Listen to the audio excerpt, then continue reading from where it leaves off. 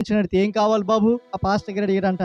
ఏం కావాలి బాబు అంటే, అయ్యా నాకు నా పరిస్థితి, నేను దొంగను, ఇది పరిస్థితి, తన బాధ అంతా ఆ సేవకుడు ఏదో తెలియజేశాడంట.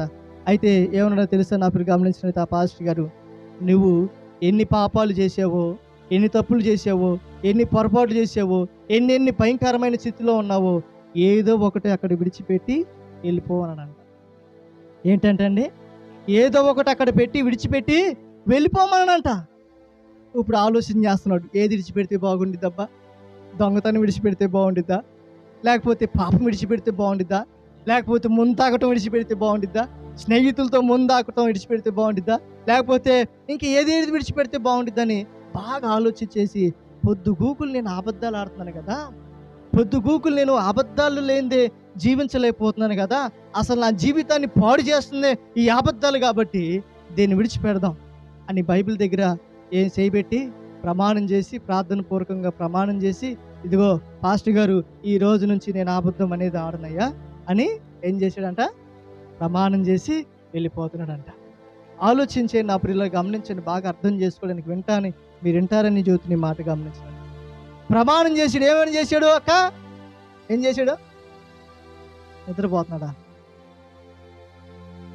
బిస్కెట్లు వచ్చినాయి, చాక్లెట్లు వచ్చినాయి, డ్రింకులు వచ్చినాయి, అన్నీ వచ్చినాయి. హల్లెలూయా, హల్లెలూయా. ఏమని ప్రమాణం చేశాడు? ఫస్ట్ అబద్ధాలు ఆడకుండా ఉంటానని ప్రమాణం చేసి వెళ్ళిపోయాడు.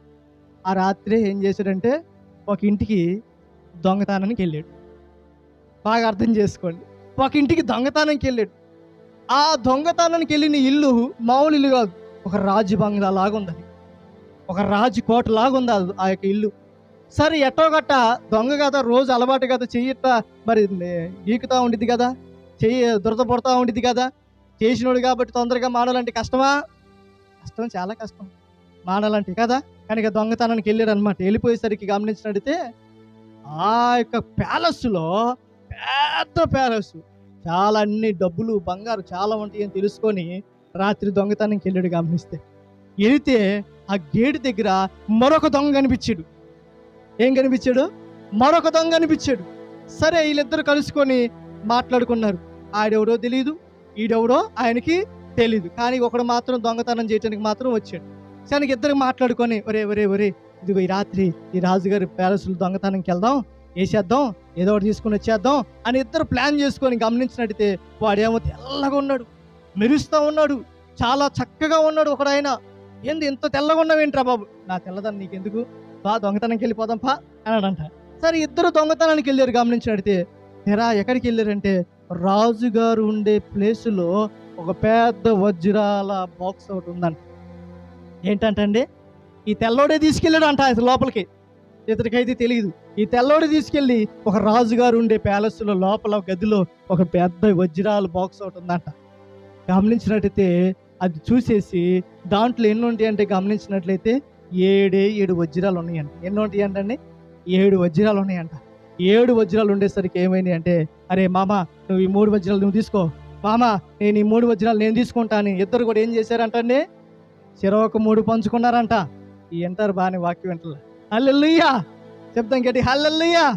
కనుక ఇద్దరు ఏం చేశారు? చెరొక 3 పంచుకున్నారంట. ఒకటేమో రావట్లేదంట. సరే ఇది వదిలేరా, రాజుగారికి ఉంచేద్దాం, ఆయనకి ఉంచేద్దాం అని చెప్పేసి ఆడు పరారైపోయారంట. ఇక ఎటులోకి వెళ్ళిపోయారంట. సరే ఆ తెల్లారి రాజుగారు ఒక వార్త ఊరంతా ప్రకటించాడంట. ఇదిగో ఈ ఊరిలో, ఈ బంగ్లాలో, ఈ ప్రాంతంలో ఎవరైతే దొంగలు ఉన్నారో రాజుగారు అందరూ పిలుచుకురమ్మన్నారో డబ్బు కొట్టుకుంటూ పిలిచారంట. సరే చిన్న దొంగ మొదలుకొని, జేబు దొంగ మొదలుకొని, పొరుసు దొంగ మొదలుకొని, భార్య మెల్ల ఉన్న చైన్ మొదలుకొని, అలాగే మిషన్ కొట్టే పాపం బాగా కష్టపడి ఆ యొక్క చీరలకి దాచి పెట్టుకున్న దొంగ మొదలుకొని ఇప్పుడు అందరు కూడా ఇప్పుడు ఎక్కడికి వచ్చారు? రాజుగారు పిలిస్తే వచ్చారు. రాజుగారు పిలిస్తే రావాలి కదండి. ఏంటండి రారా మీరు? వచ్చేయాలి, ఎవరైనా వచ్చేయాలి. రాజుగారు పిలిస్తే అందరూ వచ్చారు. గమనించినట్టు పెద్ద బోర్ లైన్ ఉందని, అమ్మో మన రాజులు ఇంత దొంగలు ఉన్నారంటరా అనుకున్నారంట. సరే గమనించినడితే, అరే సుబ్బారావు దొంగతనం రాత్రి ఏమైనా చేసావా రాజుగారి ప్యాలెస్లో? అయ్యయ్యో నాకేం తెలియదు అయ్యా, నేనేం చేయలేదయ్యా, నాకు అసలు తెలియదయ్యా. సరే ఇంకొకరిని అడిగాడు, అలా అందరిని అడిగాడు. చాలా మంది మాకు తెలియదని. ఇంకోటి వచ్చాడు, ప్రమాణం చేసినోడు వచ్చాడు. వచ్చి ఎరా దొంగతనం చేసావు రాజుగారింటో? ఏందండి, నేనే దొంగతనం చేశా. ఎందుకు? దేవునికి మాట ఇచ్చాడుగా, మాట మీద నిలబడాలనుకున్నాడుగా, యథార్థంగా ఉండాలనుకున్నాడుగా. చూడండి, గమనించినడితే నేనే దొంగతనం చేసి. రే నీతో పాటు ఎవరున్నా ఉన్నాడండి, ఒకడు తెల్లగా ఉన్నాడండి, వాడు ఎవడో కానీ నాకు తెలియదండి, మరి ఎక్కడికైతే రాలేదండి, కనిపించట్లేదండి అని అన్నాడు. గమనించినట్లయితే అరే ఏం చేశారా, ఏం తీశారంటే, ఇదిగో రాజుగారి ఇంట్లో ఒక పెద్ద బాక్స్ ఉంది, ఆ బాక్స్లో 7 వజ్రాలు ఉన్నాయి. 7 వజ్రాలు ఉంటే చెరోకు 3 తీసుకున్నాం మేము, ఆ వజ్రాలన్నీ తీసేసుకున్నాం అని చెప్పాం. గమనించినట్టే, రే మంత్రి నువ్వు వెళ్ళి ఆ యొక్క బాక్స్ ఏడుందో చూసి ఆ బాక్స్లో అసలు వజ్రాలు ఉన్నాయా లేవా చూడిపో అన్నాడంట. చూడిపో అనేసరికి గమనించినట్లయితే ఆ మంత్రి వెళ్ళాడు, పరుగుని వెళ్ళాడు. మంత్రి పరుగుని వెళ్ళేసరికి చూస్తే ఒక వజ్రం కనిపించింది. ఆ వజ్రం విలువే 10 కోట్లు అంట. ఎన్ని కోట్లు అంటండి? ఒక్క వజ్రం విలువే 10 కోట్లు అంట. గమనించినట్టే ఆ వజ్రాన్ని ఈడేం చేసాడు, మంత్రి మెల్లిగా తన జేబులో వేసుకొని రాజుగారి దగ్గరికి వచ్చి కిరీటాన్ని పెట్టుకొని బాగా ఎట్లా అంటే, రాజుగారు అస్సలు ఒక్కటి కూడా లేదండి, దొంగలు తీసుకెళ్ళిపోయారండి, మొత్తం తీసుకెళ్ళిపోయారండి, దొంగతనం అన్ని తీసుకెళ్ళిపోయారండి, అన్ని దొంగతనం చేశారండి, ఒక్కడు కూడా లేదండి, దాంట్లో ఏమీ లేవండి అని అంటుంటే రాజుగారు ఆ మంత్రి వైపే తేరి చూస్తున్నాడు. మంత్రి వైపే తేరి చూస్తా ఉంటే ఆలోచించే నా పిల్లలు గమనించినట్లయితే, మంత్రి ఎన్ని సంవత్సరాల నుంచి నా దగ్గర మంత్రిగా చేస్తున్నావు?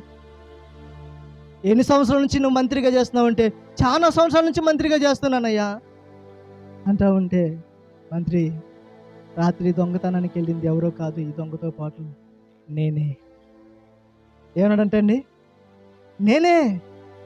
అసలు ఎవరు నిజమైన దొంగో, ఎవరు పరిస్థితులు ఎలాంటివో అని కనుక్కుందామని వెళితే గమనించినట్లయితే రాత్రి దొంగతనానికి వెళ్ళింది ఎవరో కాదు, ఈ దొంగతో పాటు రాజు కూడా దొంగతనానికి వెళ్ళాడంటండి.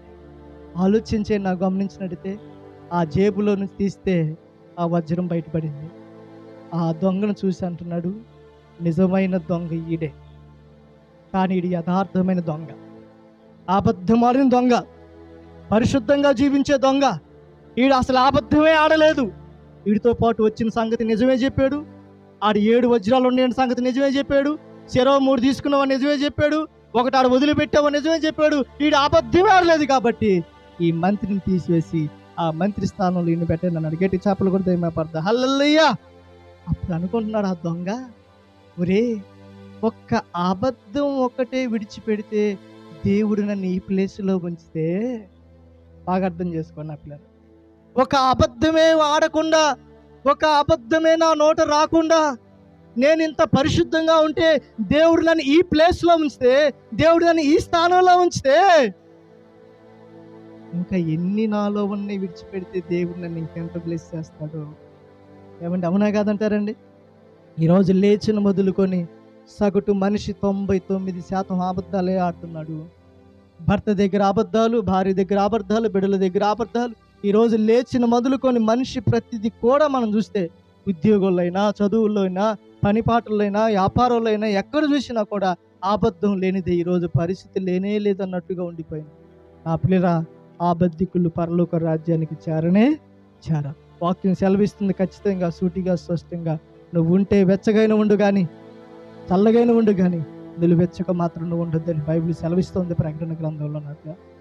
నా పిల్లరా, ఆ దొంగ మనసు మారిందా మారలేదంటారా? ఆలోచించే మనసు మారింది, తన స్థితి మారిపోయింది, తన ఆలోచన అంతా మారిపోయింది. ఒక అబద్ధం ఒకటే విడిచిపెడితే దేవుడు నన్ను ఎంతగా బ్లెస్ చేస్తే, ఒక మంత్రిగా దేవుడు నన్ను ఉంచితే, ఇంకా నేను త్రాగుడు మానేసి పాపం విడిచిపెట్టి, పరాయి స్త్రీ యొక్క మోహంలో పడిపోయింది విడిచిపెట్టి, పరాయి పురుషుడి యొక్క మోహంలో ఉన్నది విడిచిపెట్టి, భయంకరమైన స్థితిగతులు, సిగరెట్లు, బీడీలు, కైనీలు, స్నేహితులు, లోక స్నేహంతో ఇవన్నీ విడిచిపెట్టి పరిశుద్ధంగా జీవిస్తే నన్ను దేవుడు రాజుగా ఎందుకు చేయడు? ఈ రాజ్యానికే ఒక ఉన్నతమైన స్థానంలో దేవుడు నన్ను ఉంచడా? ఆలోచించే నా పిల్లరా, దేవుడు నీతోనే మాట్లాడుతున్నాడు, దేవుడు మనందరితోనే మాట్లాడుతున్నాడు. ఒకసారి ఆలోచించి చేయండి. ఇప్పుడు యాకోబు ఏ స్థితి మారిందంటండి? ఏం మారింది యాకోబుది? మనస్సు మారింది. మొదటికి ఏం మారింది చెప్పాలి? మొదటికి ఏం మారింది యాకోబుది? ప్రార్థన మారింది. రెండోది యాకోబు ఏం మారింది? పేరు మారింది. మూడోది ఏంటంట? యాకోబు నడక మారింది. ఇప్పుడు యాకోబు నాలుగోది ఏంటంట? మనసు మారింది.